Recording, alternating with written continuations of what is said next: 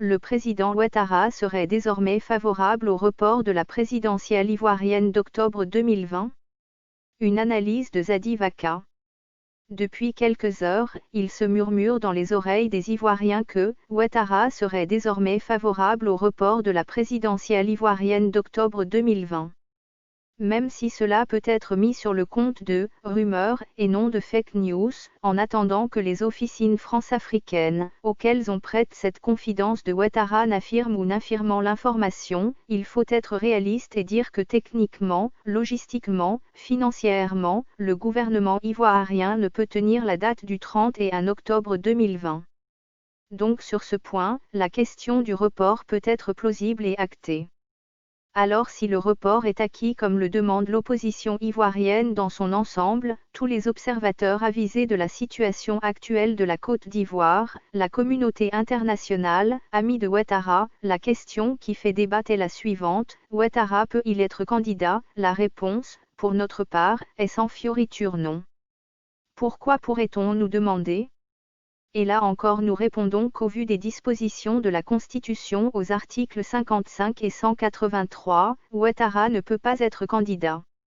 Donc il n'est pas concerné par l'élection présidentielle ivoirienne de 2020 même si elle venait à être reportée.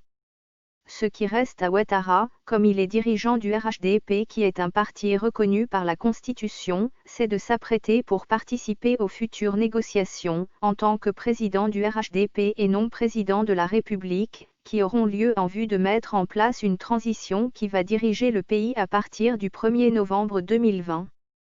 On sait que cette situation semble difficilement tenable pour lui. Mais il l'a martelé ces derniers jours, la loi c'est la loi même si elle est dure et injuste, il faut l'appliquer. Et la constitution ivoirienne pour laquelle Ouattara semble avoir désormais un amour et un respect dispose en son article 62 aux alinéas 1, 2 et 3 que, en cas de vacance de la présidence de la République par décès, démission ou empêchement absolu du président de la République, le vice-président de la République devient, de plein droit, président de la République.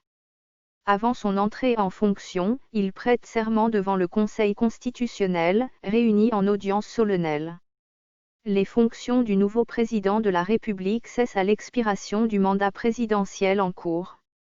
L'empêchement absolu du président de la République, pour incapacité d'exercer ses fonctions, est constaté immédiatement par le Conseil constitutionnel, saisi à cette fin par une requête du gouvernement approuvée à la majorité de ses membres.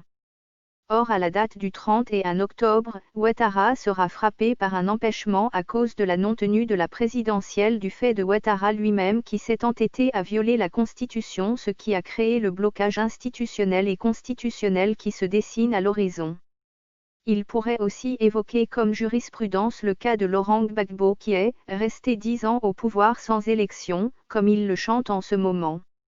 Là encore, nous allons lui rappeler que le report de la présidentielle de 2005 n'était pas le fait de Laurent Gbagbo mais à cause de la rébellion du MPCI qui occupait la moitié du pays et à laquelle il n'est pas étranger. Et comme le disposait la Constitution du 23 juillet 2000 en son article 38 que, en cas d'événements ou de circonstances graves, notamment d'atteinte à l'intégrité du territoire, ou de catastrophes naturelles rendant impossible le déroulement normal des élections ou la proclamation des résultats, le président de la commission chargée des élections saisit immédiatement le Conseil constitutionnel aux fins de constatation de cette situation. Le Conseil constitutionnel décide, dans les 24 heures, de l'arrêt ou de la poursuite des opérations électorales ou de suspendre la proclamation des résultats. Le président de la République en informe la nation par message. Il demeure en fonction. Et en 2005 l'article 40 ancien qui est le pendant de l'article 62 actuel ne pouvait pas s'appliquer à Laurent Gbagbo.